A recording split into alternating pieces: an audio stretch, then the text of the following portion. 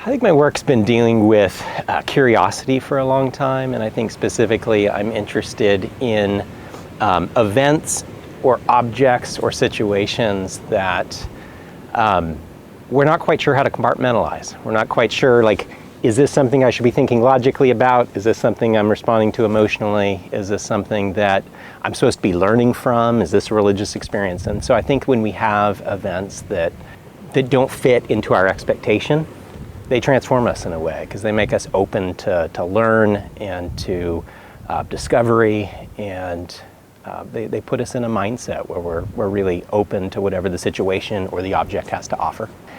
Just to explain the type of situation I'm talking about, I grew up with a dad that is in construction, and I remember pretty vividly when I was a kid, and I would go visit his job sites, and there would be things going on there, you know, that I just didn't understand. There'd be clamps gluing things together with glue squeezing out. There'd be materials being used in ways that I wasn't sure what was happening. And so my young brain would try to figure it out and try to make sense of it and make stuff up, you know, a lot of the time. And I think that kind of curiosity, that kind of trying to make sense of the world around us, has greatly informed my practice. So I had been making installations. I'm trying to create the same types of environments that I had experienced as a kid going into my dad's workspace. I started interacting with different forces. I started with thrust, weight, drag, and lift, which are the forces at work in flight, and making sculptures that were intended to be flown, kind of like kites, the biggest of which was a full-size model airplane,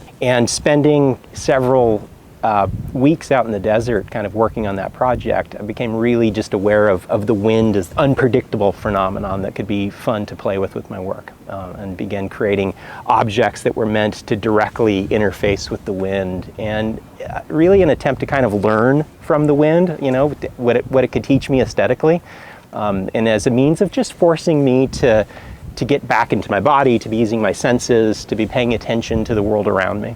Kind of in the midst of the first experiments, like I realized that I am not reinventing airplanes or kites or anything like that. You know, that's technology that exists. But I was looking for almost like a relearning. You know, taking my own experience, interacting with the wind, interacting with forces, to see what it could teach me, kind of beyond whatever that original technology was.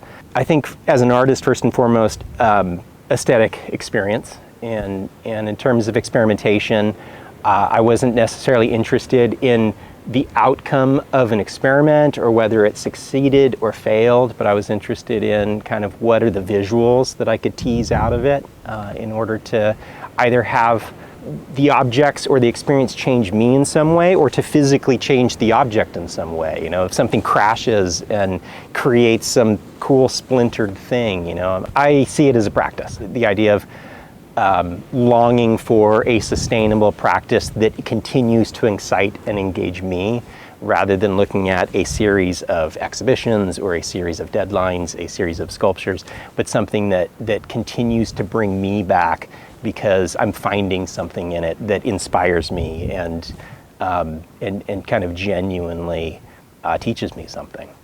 Because I think as a kid, you know, we play and we interact with things around us without question. And so I think what I was after primarily was firsthand experience of participating with the physical world.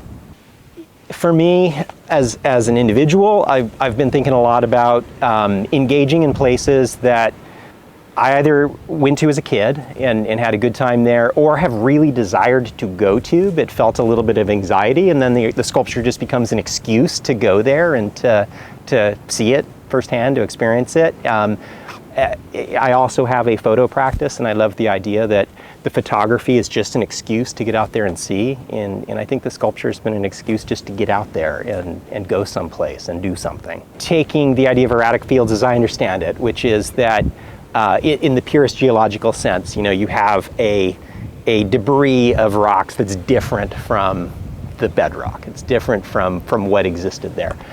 Thinking back to that experience of growing up in a wood shop and trying to figure out the processes that were taking place, I think if you come across something that is different, something that you have to question, how did this get here? Why is this here? Like a rock that isn't supposed to be there, or is there from some other unknown event that took place. They both are that invitation. They're both an invitation to be curious. They're both an invitation to dig a little deeper. They're an invitation to stop and to consider and to try to understand. And so I see that as the relationship. We come across things in life that are outside of our understanding. And that doesn't mean that we won't eventually understand them logically, but I think going into that with a spirit of curiosity, a spirit of consideration, to not immediately be shut off because of fear or because of being afraid of unknowing. That unknowing's like one of the best places to be, because it forces you to grow.